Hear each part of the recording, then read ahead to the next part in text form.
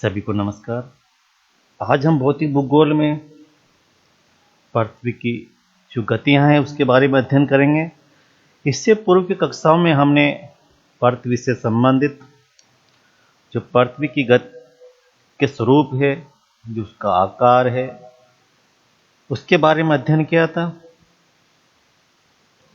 तो आज हम अध्ययन करेंगे पृथ्वी की गतियों की, इसके विषय में अध्ययन करेंगे। कितनी पृथ्वी की गतियां हैं, उसका क्या क्या प्रभाव पड़ता है, इनके बारे में विस्तृत वर्णन हम इस अध्याय में करेंगे, इस क्लास में करेंगे। पृथ्वी की गतियों की जब बात करते हैं तो पृथ्वी की जो गतियां हैं वह गतियां दो महत्वपूर्ण गतियां हैं जिनसे पृथ्वी पर दिन रात तथा ऋतुएं बनती है। हम बात करते हैं पृथ्वी की गतियों के बारे में। जैसा कि हम मानचित्र में देख पा रहे हैं कि जो भाग सूर्य के सामने होता है वहाँ दिन बनता है, और जो पश्चिम में सूर्य के सामने नहीं होता वहाँ रात होती है। इसी प्रकार हम शीत संक्रांति, वसंत विषुव, शरद विषुव, ग्रीष्म संक्रांति, ऐसे जो स्थितियाँ देखते हैं ये पृथ्वी की गतियों के परिणाम स्वरूप ही हमें दिखाई देते हैं। हम बात करें पृथ्वी की दैनिक गति की, तो इसमें हम देखते हैं कि पृथ्वी की दैनिक गति है, इसके बारे में हम देखते हैं। इसके अंतर्गत पृथ्वी जो अपने अक्ष पर घूमती है इसको सम्मिलित किया जाता है। इसे घूर्णन गति भी कहते हैं, इसे दैनिक गति भी कहा जाता है। पृथ्वी 24 घंटों में अपने अक्ष पर घूमती है, जिससे दिन रात बनते हैं। पृथ्वी के सूर्य के सम्मुख वाले भाग पर दिन तथा पिछले भाग पर रात होती है। यह गति पश्चिम से पूर्व दिशा में होती है, जिसके कारण सूर्य पूर्व से उदय एवं पश्चिम में अस्त होता है। पृथ्वी के पश्चिम से पूर्व दिशा में घूर्णन के कारण ही सभी नक्षत्रों एवं तारों की भ्रमण दिशा भी पूर्व से पश्चिम दिशा में ही रहती है। पृथ्वी की इस गति के कारण भूमध्य रेखा उस क्षेत्र में अधिक उभार आता है एवं ध्रुवों पर चपटापन पैदा हुआ है। यह जो चपटापन और उभार यह केंद्र अपसारी बल के परिणाम स्वरूप मिलता है। जब हम पृथ्वी की स्थिति देखते हैं, उसकी आकृति देखते हैं, तो हमें पृथ्वी की जो आकृति वह गोलाकार दिखाई देती है। गोलाकार नहीं दिखाई देकर यह हमें अंडाकार दिखाई देती है। यह गोल नहीं होकर एक अंडे नुमा है, और यह जो आकृति है, यह आकृति हमें जो दिखाई देती है यह पृथ्वी की आकृति। इसके परिणाम स्वरूप हम जो पृथ्वी की स्थिति देखते हैं, तब हम देखते हैं जो पृथ्वी की स्थिति है वो इस प्रकार हमें दिखाई देती है, अंडे के समान। यह ध्रुवीय भागों में कुछ उभरी हुई दिखती है हमें, और जो इसके ध्रुवीय भाग ये चपटे हैं, और जो भूमध्य रेखा भाग है ये हमें उभरे हुए दिखाई देते हैं। इसी वजह से एक अंडे के समान आकृति बन जाती है, जैसा कि हम देखते हैं। जब हम पृथ्वी की स्थिति देखते हैं तो इसकी गतियों के परिणाम स्वरूप इसमें हम कुछ परिवर्तन देखते हैं। इसके अतिरिक्त इस गति के कारण हवाओं और धाराओं की दिशा में बदलाव भी आता है। दैनिक गति या परिभ्रमण की भूमध्य रेखा पर सर्वाधिक गति होती है, और यह गति लगभग 1600 किलोमीटर प्रति घंटा, और यह गति ध्रुवों की ओर जब जाते हैं तो कम होती जाती। 45 डिग्री उत्तरी ध्रुव एवं दक्षिणी ध्रुव, यानी यूँ कहें कि दक्षिणी अक्षांशों पर दोनों गोलार्ध में गति कम हो जाती है, और लगभग 1600 किलोमीटर प्रति घंटे से कम होकर 1120 किलोमीटर प्रति घंटा तक ध्रुव पर ही जाकर लगभग शून्य हो जाती है। हम जब विभिन्न धाराएं देखते हैं, हवाएं देखते हैं, तो हम उनमें कुछ परिवर्तन पाते हैं, और इस गति के परिणाम स्वरूप इनमें परिवर्तन होता है। जैसे हवाएं जो चलती है, तो यह आप देखते हैं हम कि ये एक गोलाकार परिपथ में घूमती है, और यह स्थिति जो होती है, धाराओं की, हवाओं की जो परिवर्तन होता है, वह परिवर्तन जो दैनिक गति है, घूर्णन गति, इसके परिणाम हमें देखने को मिलता है। जब हम बात करते हैं फेरल के नियम की, बाउवेज के नियम की, तो यह नियम ये बताते हैं कि जब पृथ्वी की घूर्णन गति, इसके परिणाम स्वरूप जब हवाएं उच्च वायुदाब से निम्न वायुदाब की ओर चलती है, तो यह हवाएं उस निम्न वायुदाब के क्षेत्र पर नहीं पहुंचती और ये पृथ्वी की घूर्णन गति के परिणाम स्वरूप उस स्थान से कुछ पीछे रह जाती है। तो यह स्थिति पृथ्वी की जो घूर्णन गति है, उसी के परिणाम स्वरूप हमें देखने को मिलती है। पृथ्वी का जो अक्ष है, अक्ष पर जो झुकाव है, वह समकोण नहीं है। यानी पृथ्वी का जो अक्ष, यानी पृथ्वी की कक्षा पथ पर जो समकोण नहीं बनाकर यह 23.5 डिग्री का झुकाव लिए हुए हैं, और ये 23.5 डिग्री का झुकाव सूर्य की परिक्रमा के समय एक ही दिशा में बना रहता है। पृथ्वी के इस झुकाव के फलस्वरूप उत्तर एवं दक्षिण ध्रुव बारी बारी से सूर्य के सामने आते हैं, इससे दोनों गोलार्धों में अलग अलग ऋतुओं का आनंद प्राप्त होता है। अगर यह अक्षीय झुकाव नहीं होता तो पृथ्वी पर रात दिन बराबर होते और विभिन्न ऋतुओं का बनना असंभव होता। यदि हम बात करें इस अक्षीय झुकाव की, तो हम बात करते हैं, यदि हम इस मानचित्र को देखें, डायग्राम को देखें, जब दिसंबर का महीना होता है, दिसंबर संक्रांति होती है, दिसंबर स्वैच्छिक होता है, तो इस वक्त जो सूर्य की किरणें हैं, यह दक्षिणी गोलार्ध पर सीधी चमकती और यहाँ 6 महीने का दिन होता है। उत्तरी गोलार्ध में इस वक्त दिन की अवधि कम होती है और दक्षिणी गोलार्ध में इस वक्त दिन की अवधि ज़्यादा होती है, सूर्यता की प्राप्ति ज़्यादा होती है, क्योंकि यह जो अक्षीय झुकाव है, जैसा कि आप देख पा रहे हो, इस अक्षीय झुकाव के परिणाम स्वरूप दिसंबर में दक्षिणी गोलार्ध सूर्य के सामने होता है और यहाँ पर ग्रीष्म ऋतु होती है। और इस दिसंबर जनवरी के महीने में जो उत्तरी गोलार्ध है, यहाँ सूर्य की किरणें सीधी प्राप्त नहीं होती, तिरछी होती है और यहाँ सूर्य ताप की प्राप्ति कम होती है, परिणाम स्वरूप यहाँ शीत ऋतु होती है। हम बात करें जून संक्रांति की, जून के महीने की, तो इस स्थिति से कुछ अलग हो जाती है। जैसा कि हम मानचित्र में देख पा रहे हैं, दिसंबर के महीने की तुलना में जून के महीने में यह उत्तरी गोलार्ध में सूर्य की किरणें सीधी पड़ती, जबकि दक्षिणी गोलार्ध अंधकार में ही रहता है और यहाँ 6 महीने की रात होती है। और उत्तरी गोलार्ध में 6 महीने का दिन, या यूं कहें उत्तरी ध्रुव पर 6 महीने का दिन होता है, और जो उत्तरी गोलार्ध है ये सूर्य के सामने होता है। और इस स्थिति के परिणाम स्वरूप उत्तरी गोलार्ध में सूर्य ताप की प्राप्ति अधिक होती है, सूर्य की किरणों का सीधापन अधिक होता है, जबकि इस वक्त दक्षिणी गोलार्ध में सूर्य ताप की प्राप्ति कम होती है, क्योंकि यहाँ सूर्य की जो किरणें हैं वो तिरछी होती है। इस वजह से यहाँ शीत ऋतु और उत्तरी गोलार्ध में इस समय ग्रीष्म ऋतु होती है। जैसा कि हमने बात की थी कि जब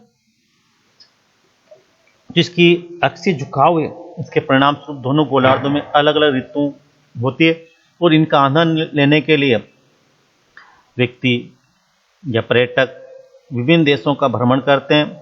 जैसे बात करें दिसंबर के महीने में जब ऑस्ट्रेलिया में ग्रीष्म ऋतु होती है, तो उस वक्त भारत में शीत ऋतु होती है और वहाँ से उस गर्मी से निजात पाने के लिए व्यक्ति, पर्यटक हिंदुस्तान जैसे देशों की यात्राएं करते हैं, उस ऋतु का आनंद प्राप्त करने के लिए यहाँ की यात्राएं करते हैं।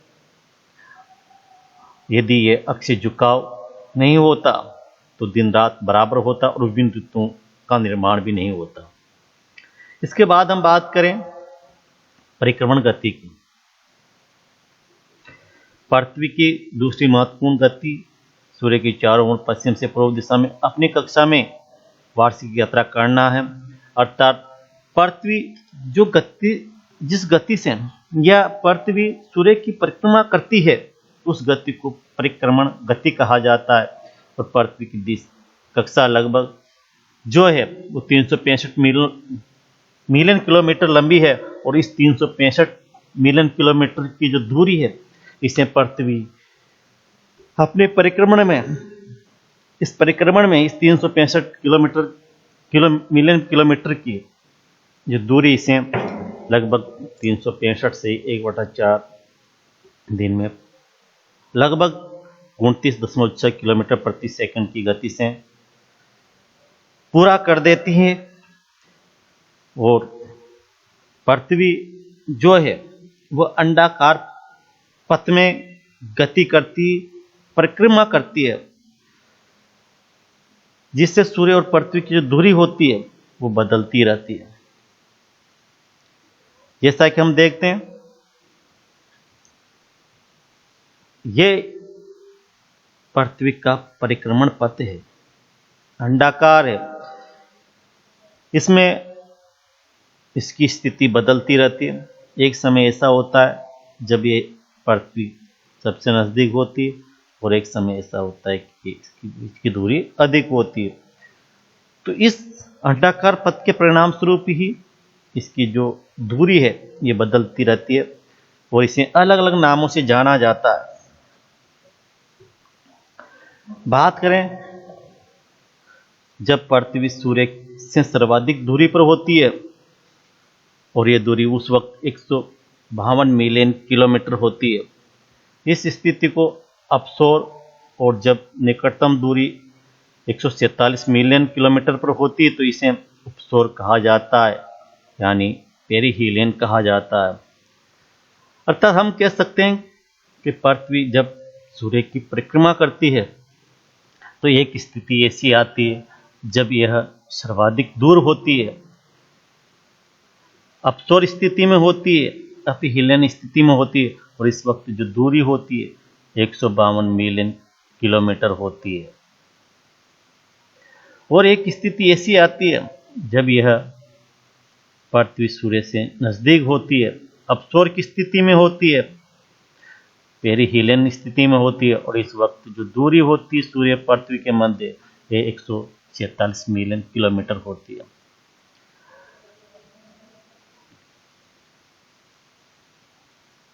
तो उपसौर की स्थिति में पृथ्वी की यात्रा तुलनात्मक रूप से जल्दी संपन्न होती है और इसके विपरीत अपसौर की जो स्थिति होती है में जो परिक्रमण होता है उसमें अधिक समय लगता है। इससे सूर्य जो दिवस की अवधि है वो घटती बढ़ती रहती है। पृथ्वी के परिक्रमण के फलस्वरूप विभिन्न ऋतुओं का बनना संभव हो पाता है। हम देखते हैं जब सूर्य के नजदीक होती है तो उस वक्त गर्मी अधिक पड़ती है, जब दूर होती है तो उस वक्त सूर्य की जो किरणों का प्रकाश है, जो ताप है, उसकी प्राप्ति कम होती है। तो उस वक्त दक्षिण गोलार्ध में विशेषतः अधिक शीत ऋतु पड़ती है। जबकि इस मार्च 22 सितंबर को 23 सितंबर को स्थिति ऐसी होती है जब सूर्य भूमध्य रेखा पर लंबवत चमकता है और इस स्थिति में दोनों गोलार्धों में दिन की अवधि होती है, जो दिन रात की अवधि होती है वो लगभग बराबर होती है, 12-12 घंटे की होती है। पृथ्वी की इन गतियों के फलस्वरूप ऋतुएं बनती है। पृथ्वी की दोनों गतियां और स्थिति में बदलाव के फलस्वरूप ही पृथ्वी पर सौर ऊर्जा का वितरण निश्चित होता है।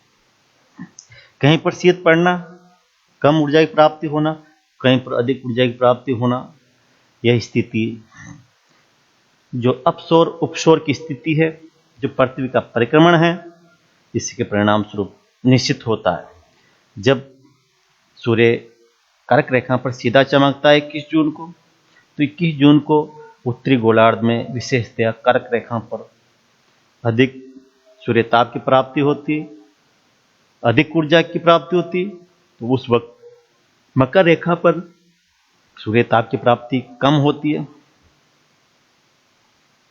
जैसा कि हम इसकी स्थितियां देख पा रहे हैं।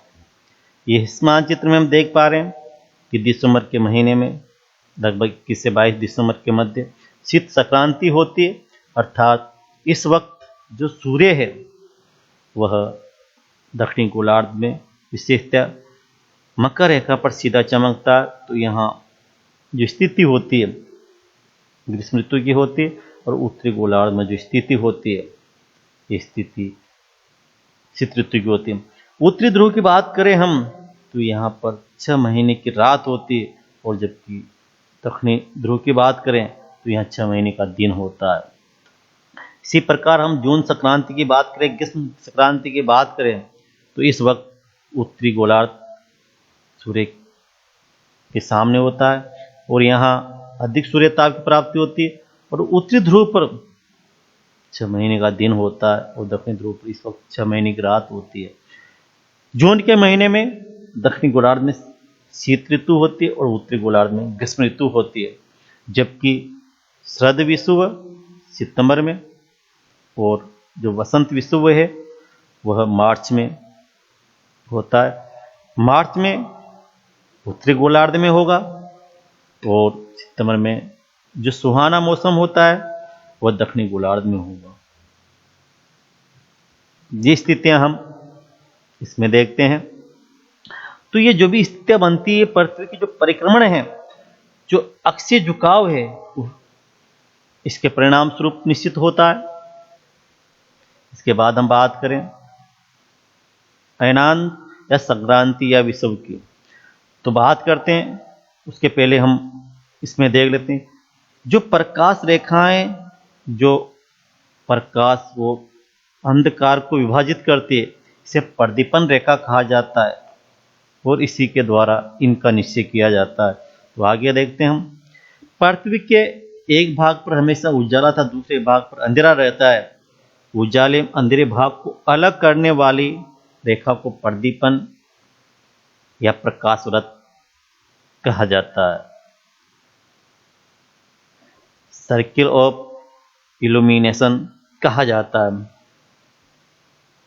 पृथ्वी 21 जून एवं 22 दिसंबर प्रत्येक वर्ष क्रमशः ग्रीष्म संक्रांति एवं शीत संक्रांति की स्थिति में होती है। जैसा कि हमने मानचित्र में देखा, डायग्राम में देखा, 21 जून को ग्रीष्म संक्रांति होती है उत्तरी गोलार्ध में और 22 दिसंबर को मकर संक्रांति होती है दक्षिणी गोलार्ध में। 22 दिसंबर को जो ग्रीष्म पड़ती है वो दक्षिणी गोलार्ध में होती है और 21 जून को जो ग्रीष्म पड़ती है वो उत्तरी गोलार्ध में होती है। और इनके विपरीत जो स्थितियां होती है वहाँ शीत पड़ती है। जैसे कहा जाता है 21 जून को जब उत्तरी गोलार्ध में ग्रीष्म ऋतु होती है तो दक्षिणी गोलार्ध में शीत होती है। 22 दिसंबर को जब दक्षिणी गोलार्ध में ग्रीष्म ऋतु होती है तो उस वक्त उत्तरी गोलार्ध में शीत ऋतु होती है। 21 जून एवं 22 दिसंबर को सूर्य की लंबवत स्थिति क्रमशः कर्क या मकर रेखा पर होती है। पृथ्वी का 23.5 डिग्री अक्ष के झुकाव के कारण दोनों गोलार्धों में यह स्थिति बनती है। 21 जून को सूर्य कर्क रेखा पर लंबवत चमकने के कारण उत्तरी गोलार्ध में ग्रीष्म ऋतु और इसके विपरीत दक्षिणी गोलार्ध में शीत ऋतु का प्रभाव रहता है।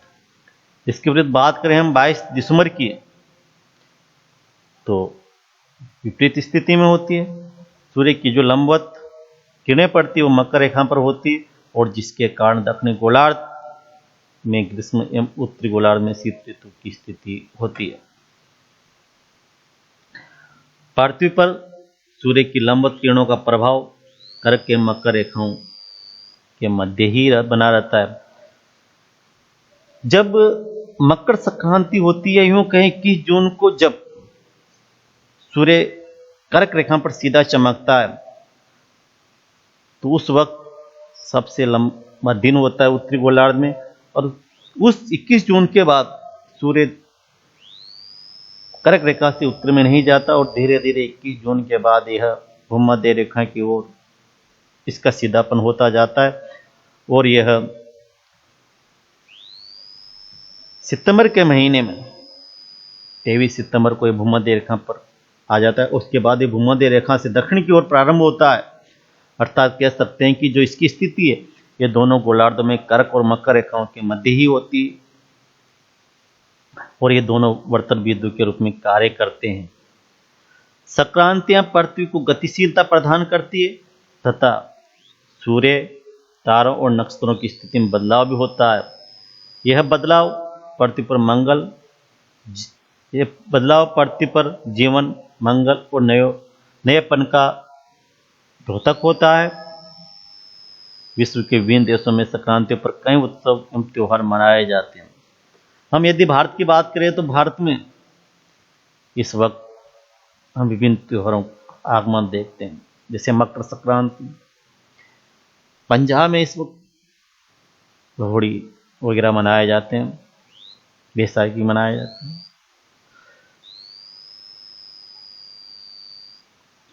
हमारे देश में मकर संक्रांति का विशेष महत्व है। पूरे देश में पर्व के रूप में इस बदलाव रूपी दिवस को हर्षोल्लास से मनाया जाता है। इस दिन सूर्य पूजा तथा तिल गुड़ का सेवन किया जाता है। जब हमने स्थितियों की बात की थी, विषयों की बात की थी, तब हमने देखा था कि जो स्थितियां हैं वो स्थितियां अलग अलग होती है। दिसंबर के महीने में दक्षिणी गोलार्ध में दिसंबर संक्रांति होती है और जून के महीने में उत्तरी गोलार्ध में जून संक्रांति होती है, ग्रीष्म पड़ती है। विषुव की बात करते हैं। विषुव का अर्थ होता है जब दिन और रात की अवधि 12-12 घंटे की होती है और यह विषुवत रेखा पर सूर्य सीधा चमकता है, विषुवत रेखा पर ही होता है। जब पृथ्वी पर 21 मार्च और 23 सितंबर को सूर्य की स्थिति भूमध्य रेखा पर लंबाकार होती है। इस विषुव स्थिति में पृथ्वी पर दिन एवं रात की जो लंबाई है लगभग बराबर होती है। उत्तरी गोलार्ध में 21 मार्च से वसंत ऋतु का प्रारंभ होता है, इसलिए इसे वसंत विषुव कहा जाता है। सुहाना मौसम होता है और इस अवस्था में जो प्रदीपन व्रत होता है वो पूरी पृथ्वी को ध्रुव से ध्रुव तक समान भागों में विभाजित करता है। सूर्य के सम्मुख भाग में उजाला एवं पिछले भाग में अंधेरा रहता है। विषुवयी स्थिति में सूर्य प्रातः 6 बजे पूर्व में उदय होता है और लगभग इसी समय पश्चिम में अस्त हो जाता है। अर्थात 12-12 घंटे की जो अवधि होती है वह दिन रात की अवधि होती है। जैसा कि हम देखते हैं जो स्थितियां होती है स्थितियां कुछ अलग होती है शीत संक्रांति में, और जून की जो संक्रांति होती है उसमें अलग होती। लेकिन जब विषुव की स्थिति होती है तब यह स्थिति हमें बिल्कुल इस तरह से दिखाई देती है। सूर्य के सम्मुख भाग है पूरा का पूरा होगा और यहाँ 12-12 घंटे के दिन और रात की अवधि होती। तो यह अपने पृथ्वी की जो गतियां थी उनके बारे में, विभिन्न विषुव संक्रांतियों के बारे में। जैसा कि इस मानचित्र में हम देखते हैं जब जो सूर्य है वो दक्षिणी गोलार्ध में सीधा चमकता है 21 दिसंबर की स्थिति को, तो दक्षिणी ध्रुव पर 6 महीने का दिन होता है और उत्तरी ध्रुव पर 6 महीने की रात होती है। उत्तरी ध्रुव में रात की अवधि अधिक होती है। जैसा कि हम देख पा रहे हैं जो आर्कटिक व्रत है वहां पर भी 6 महीने का या यूं कई 24 घंटे का अंधकार रहता है। और कर्क रेखा पर इस वक्त जो अवधि होती है रात की जो अवधि होती है 13.5 घंटे की होती है। इक्वेटर पर यानी भूमध्य रेखा पर जो स्थिति होती है 12 घंटे की रात होती है। मकर रेखा पर स्थिति कुछ अधिक होती है, रात की अवधि छोटी होती है लगभग 10.5 घंटे की। और अंटार्कटिका जो व्रत होता है वहाँ 24 घंटे का दिन होता है, अर्थात जीरो जो अवधि होती है रात की होती है। उसी प्रकार दक्षिणी ध्रुव पर 6 महीने का दिन होता है। तो इस प्रकार हमने विभिन्न संक्रांतियों के बारे में अध्ययन किया, देखा कि पृथ्वी की कौन कौन सी गतियां हैं, इसका प्रभाव क्या पड़ता है, क्या है। धन्यवाद।